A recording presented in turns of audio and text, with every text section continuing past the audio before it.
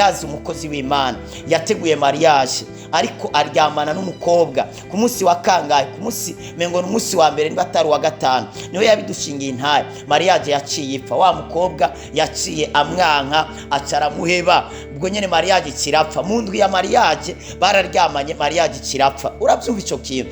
Yarinze azana n'imvi ku mutwe, n'ubuhanza buratoboka, atarasubira gukora mariage. Yayikoze mu myaka ishize, niho yagiye kuyikora. Sindamuvuza izina, n'umukozi w'Imana azwi, yabidushingiye intaye. Ariko kubera yaryamanye na mbere ya mariage yarapfuye. Kumbure hari ibintu batahurije ko bamaze gukorana ivyo bintu, bica bituma mariage yabo ipfa. Nshuti yanjye uri kuranyumva, wirinde abukeneye ko fiancé yanyu iryoha, mwirinde kuryamana imbere ya mariage. Ibintu bibisha fiancé ni kuryamana imbere yuko mariage iba. Ivyo bizakwangiza umubano wanyu, bizangiza migendanire yanyu. Urakwiye kwirinda ico kintu, kuryamana n'ujya mukunzi wawe mutarakora mariage. Ni ikintu gishobora gutuma fiancé yanyu ibiha. Ejo azaguhemukira bibe bibi, ejo azaguhinduka bibe bibi. Waramuha mwirese ubwambure bwawe, yasize akwangiye mwahuye ukire isugi, ugasanga arakononye, birangiye aguhebye, bizagusigira igikomere. Kandi ejo hazaza niwubakana urugo bizakugora kurya mukunzi wawe muzaba mugiye kubana mu rugo kumunezererwa cyangwa umunezererwa. Kubera iki? Waratakaje ubusugire bwawe. Abakobwa uno munsi ntabwo bacirinda, umengo fiancé ni mariage. Fiancé ntabwo ari mariage, fiancé itegura mariage. Muri fiancé mukwiye kwirinda kuryamana imbere yuko mariage iba. Mukirinda ico kintu, mukirinda wa musore, ukirinda wa mukobwa we, ukirinda. Niyo mpamvu mariage ko ni muryamana mariage itaraba, fiancé yanyu izotwara igihe kirekire, kubera ko nta gishasha azoba ashaka kubona, azaba ashaka kumviriza. Kubera iki? azaba yaramaze gukuronka, kandi mwisi imwe ndetse no mwisi biboneka zaramaze kuba umugore wawe. Uretse ko hanze tuzatubabona umengo muratandukanye, ariko kandi mwisi y'imwe mvuge yo mu cyumba zamwaramaze kuba umugore n'umugabo. Kwirinda rero kuryamana imbere yuko fiancé, imbere yuko mwubakana. Kindi cya gatatu, mu gihe atakiyago kihari. Kindi kintu gishobora kwica fiancé yanyu mu gihe atakiyago kihari.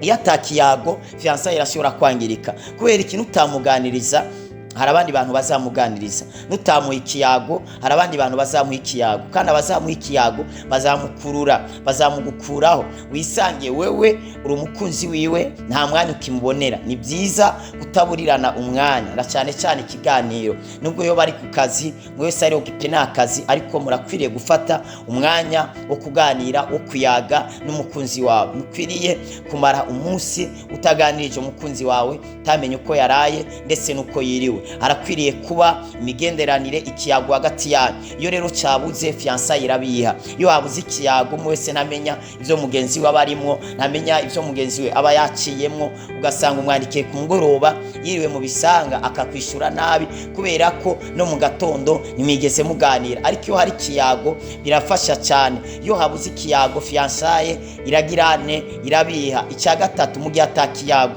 nico turangije. Ariko icya kane, kumubangikanya ndetse n'abandi bantu. Kindi kintu gishobora gutuma fiancé yanyu ibiha, igihe ya mukunzi wawe mubangikanya n'abandi bantu. Ugasanga mukundanye, mukunda wenyene, mukunda ari bangahe? Ari batanu. Ugasanga mukundanye muri nka 10, ugasanga we yibaza ko ari uwa mbere kumbagira gatanu. Ivyo birashobora gutuma fiancé ibiha.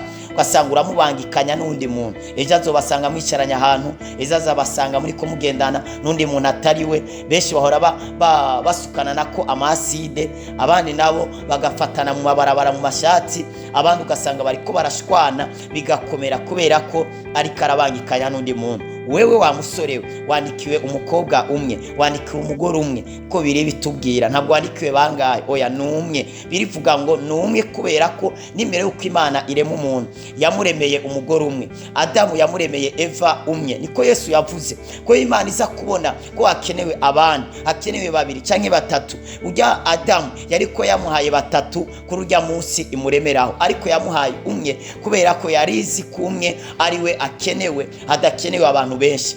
Niyo mpamvu rero urakwiye kubumbwa n'uwo mukunzi wawe umwe, wa mukobwa we bumbwa n'uwo mukunzi wawe umwe. Ukaba ukeneye ko fiyanse yanyu iryoha, bumbwa n'uwo mukunzi wawe umwe. Ariko ukaba ukeneye kibiha, mubangikaye n'abandi bantu, ejo muzashwana, ejo muzatandukana, ejo bizagenda nabi. Ndazi umusore w'umugenzi byabayeho, yagiye kugurira telefone y'umukobwa y'ibihumbi 500, kandi mu myaka yashize ayo mafaranga yari menshi. Yari telefone izimbye yihagazeho nziza kandi nziza vrema, ayiguriye nyamukobwa.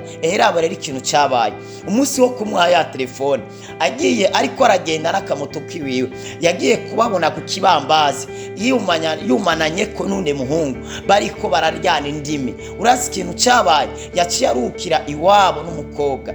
Vrema uwo muhungu yarazwi iwabo, nawe yari amaze, bari hafi gutegura mariage, abantu bose bari babizi ko ariwe bakundanye. Fiance yabo yaciye ipfa, uwo muhungu yaciye arakara, aca musanga iwabo, acagenda iwabo n'umukobwa, acabwiranye nawe ko yarabafotoye, arabafata akavideo, acagenda yerekanye nawe, raba umukobwa wawe ivyarimo.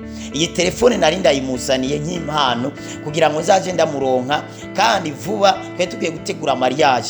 Rero uhereye no munsi umukobwa wanyu ndamuhevye, nihagira ikibazo kiba ku buzima bwiwe ntimuzamundondere ko jewe ndakarabye ndagiye. Kandi uhereye uwo munsi urukundo rwabo rwaciye rupfa, aca atwarana n'undi muntu, ubu yubatse urugo, kandi uwo mukobwa ubu tuvuganira we ntabwo arubaka. Nshuti yanjye uri kuranyumva, wirinde kubangikanya umukunzi wawe, mumbwa n'urya mukunzi wawe. Nimutamwishimira naho, nimutamukunda, hari amadefu wamukuyeko, tandukana nawe, mubwiye ati nje nawe biraheze, ngiye kurondera undi mukunzi, ndabona no komezanya nawe mu gihe bimeze uko. Mwereke impamvu yotuma mudakomeza, ariko apana kumubangikanya. Nimutamukunda muhebe, si vyiza kubana n'umuntu udakunda, si vyiza, nta nubwo ari vyo. Nimutamukunda rekana nawe. Ikindi kintu ca kane ni ukumubangikanya. Icya gatanu, urukundo rutagira intumbero. Ikindi cya gatanu gishobora gutuma fiyansa yibiha, ni mu gihe urukundo rwanyu rutagira intego, rutagira intumbero rushaka kugeraho. Urukundo rutagira intumbero rurababaza, urukundo rutagira intego ntabwo rwigera ruryoha. Ubundi babiri baba bahurije hamwe kugira ngo bagere ku kintu cyo kubana. Iyo rero babiri bahuye batagira intumbero, birivuga ngo babiri ntibojana bataraganya. Iyo rero babiri bariko barajana bataraganya atanumbero, birangira bagizene, birangira badashitse iyo bariko baraja. Iyo fiyansa irabiha. Fiyansa itagira intumbero ni yindi iherera mu busambanyi, iherera mu mishwano, iherera mu birori, gusohokana gusa, kuryana ibirori hirya no hino, naho birangirira. Byo kubana ntabwo biba birimo, ariko mukwiriye kugira intumbero y'ikintu kimwe mushaka kugeraho. Ikindi rero cya gatandatu arico ca nyuma, ishari cyanye ifuhe. Yo riri mu bintu bishobora gutuma fiyansa yanyu ibiha. Ishari cyanye ifuhe. Ifuhe rero benshi barakunda kugitiranya. Ifuhe benshi bakunda kurivuga ko ari urukundo.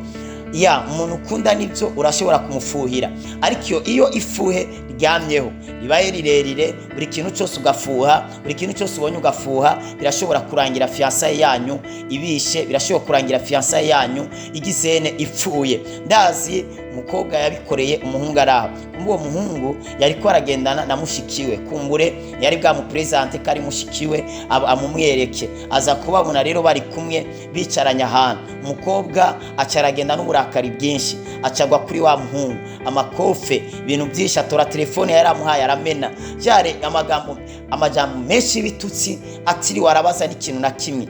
Wa muhungu nawe acara mwaduka nawe n'amakofe. Wa mukobwa ava ngaho agenda nyene n'umuhari bikomeye, telefone arabroka, ibintu bitandukanye kadakene n'ikiyago, ariko byumve yari mushikiwe. Wa muhungu rero amaze kubona ikibaye, cyaravuga ati uyu muntu nitubana, uyu muntu azahava nyicira mu nzu, umuntu ankoreye bino tubana tutarabana. Nagira ikintu abonye tumaze kubana, unazova nzingira mu kirago, nazahengera naryamye akancumita, yahise ahebana nawe. Wa mukobwa aza kumenya, yagiye kwimenya mu nyuma, kubera nta kanya babashije kuronka kugira ngo umwe wese yisigure ku byabaye urya munsi.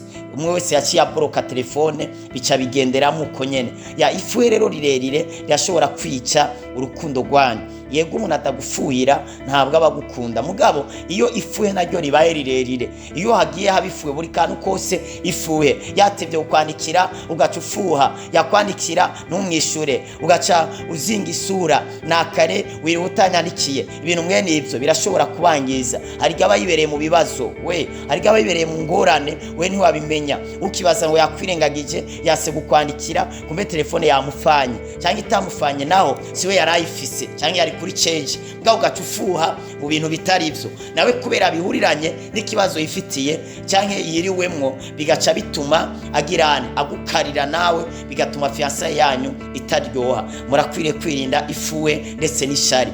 Ishari riricana, ubundi ishari rirashobora kubasambura, rirashobora kuzana n'ahantu mwicana. Ishari ni ribi, ishari ni ribi. Ugasanga ubonye yambaye akantu runaka ugaca ugira ishari, mbega wagakuye ninde yakaguhaye? Ubonye ari kumwe n'undi muntu, ishari igahaguruka, mbega urya muntu yarinde? Ibintu mwene ivyo byo kwisigura, ubonye umuntu kuri state ugahita ishari rihaguruka, ifuhe rihaguruka, ya muntu yarinde. Abantu bakama mu myisiguro gusa, mu myisiguro. Mugani vyiza kandi kubwizanya ukuri. Igihe usize umuntu kuri stati, musigurire amumenye uwo ari we, apana kubeshanya, ko ari umuntu akubesha ko ari mushikiwe kandi ari sheri wiwe. Ugasanga kubera ntarakwizera, nta rukundo ruhari, ugasanga afise abandi bantu akundana nabo ku ruhande. Ivyo bintu rero bitandatu ni ibintu bishobora gutuma fiançailles yanyu ibiha. Mwarahizagiwe cyane, nimuvyirinda fiançailles yanyu izaryoha, mugire umugisha w'Imana. Data turagushimiye kubw'umwene data, ndasenge fiançailles yabo kugira ngo uyihe uburyohe,